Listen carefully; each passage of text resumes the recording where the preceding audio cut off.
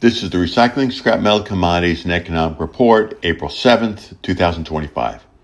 U.S. weekly raw steel production rose slightly to 1.697 million tons, up 0.1% from last year, but down 1.3% year to date. Steel mills' earnings are falling as auto manufacturers canceled orders. Auto tariffs will raise auto prices, which will hurt auto and steel demand. WTI crude oil price fell to $61.99 a barrel, the lowest in almost 4 years.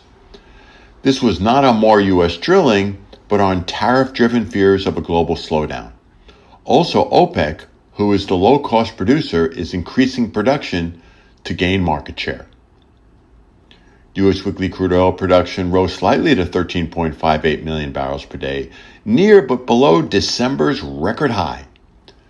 Lower prices are hurting U.S. oil producers, but is great for lower inflation.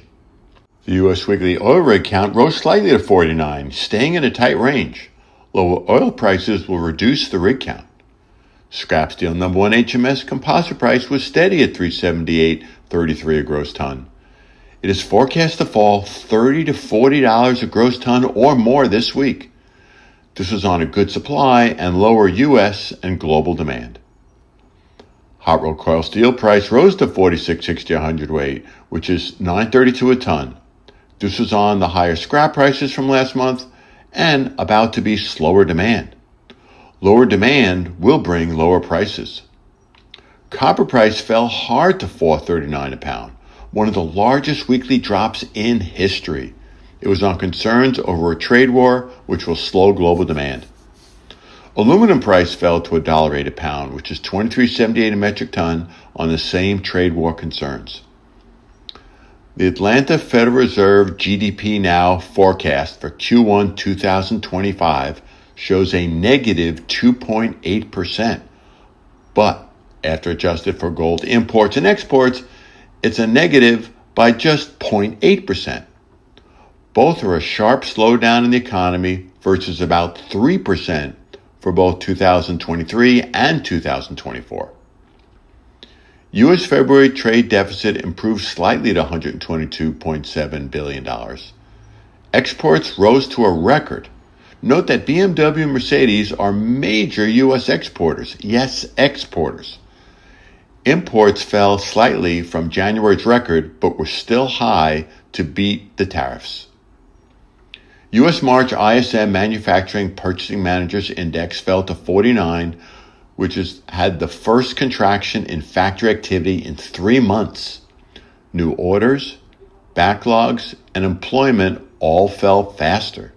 Also, price pressures soared to the highest since June 2022 as new tariffs hit U.S. companies. U.S. March jobs report had companies add 228,000 jobs, which was above forecast. Healthcare, social assistance, and transportation and warehousing grew. Manufacturing was up only 1,000, and government declined, but only by 4,000. U.S. weekly continuous jobless claims increased to 1.93 million, the highest in 3.5 years. Laid-off people are having trouble finding a job. It's bad that they're having trouble, but it's good for inflation. They will work for less. U.S. March unemployment rate rose to 4.2%, the highest since November, but still low. Jobs in the economy grew okay, but there are concerns over a major slowdown. Wall Street's Dow Jones Industrial Average fell 3,269 points to 38,315. The lower wealth effect, with $6.6 trillion lost on just Thursday and Friday, will hurt spending in the economy. The Federal Reserve said the fallout from tariffs will increase inflation and cause slower growth. This report is from last night. Will Monday morning, that's when you're listening to this, bring a 1987 type crash, which was 22.6%, or will it be the start of a recovery? This is Greg Brown. As always, feel free to email me with any questions, and we hope all have a safe and profitable week.